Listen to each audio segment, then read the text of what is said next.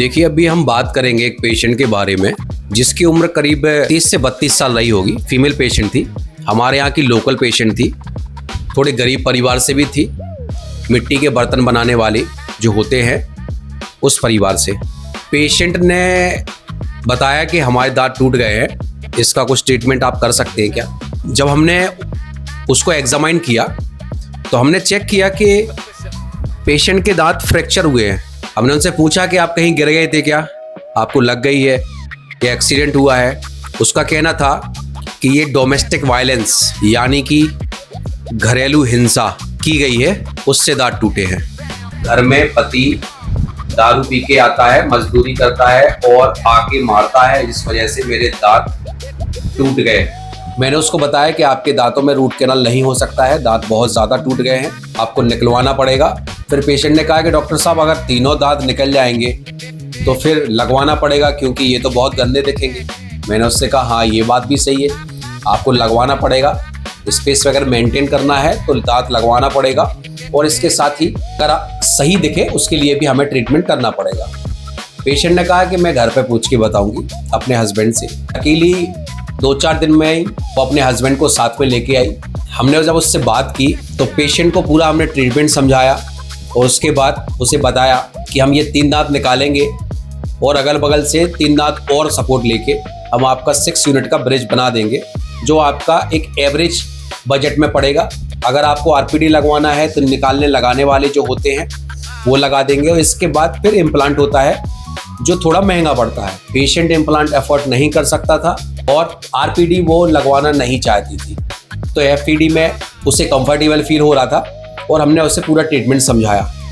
हमने पेशेंट के दांत निकाले। दांत निकालने के बाद उससे बोला कि जब तक घाव नहीं भरता पूरी तरह से तब तक आगे का ट्रीटमेंट नहीं होगा। पेशेंट को कम से कम 15 से 20 दिन बाद हमने बुलाया।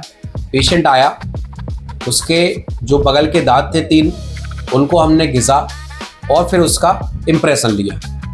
इम्प्रेशन लेने के बाद जब लैब से हमने ट्रायल मंगाया तो ट्रायल में आप देखिए कि इस ट्रायल में आगे के जो 2 दांत हैं वो पेशेंट को थोड़े से बड़े लग रहे थे। हमने पेशेंट को लगा के दिखाया। पेशेंट ने कहा डॉक्टर साहब दांत बड़े हैं, कुछ और हो सकता है क्या।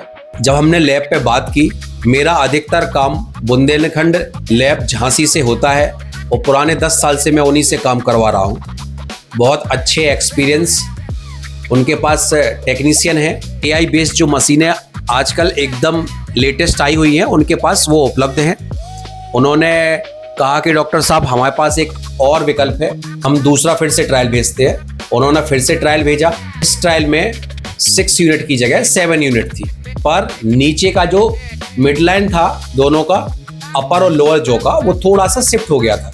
पेशेंट को दूसरे ट्रायल में बुलाया, पेशेंट को बताया कि इसमें थोड़ा सा मिड लाइन शिफ्ट होगा। पेशेंट तैयार था, उसे दांत भी अच्छे लगे। आप देखिए हमने जब फिर से 7 यूनिट का ब्रिज बनाया है वो कैसा दिख रहा है। पेशेंट इसमें कंफर्टेबल था और उसने हमें ओके बोला। फिर हमने उसे फाइनल लगाने के लिए बुलाया और अब हमने पेशेंट को फाइनल लगा के दिखाया। पेशेंट सेटिस्फाई है और उसका हस्बैंड भी साथ में है।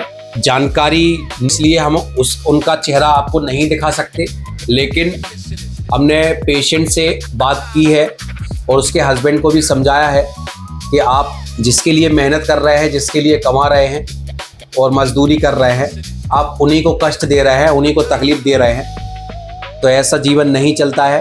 पेशेंट को समझ में आया, नहीं समझ में आया, पर उसने खुशी खुशी पूरी पेमेंट की और अपनी वाइफ को खुशी खुशी लेके गया। दोनों के चेहरे पे मुस्कान थी। मैंने अपना फर्ज अदा किया है।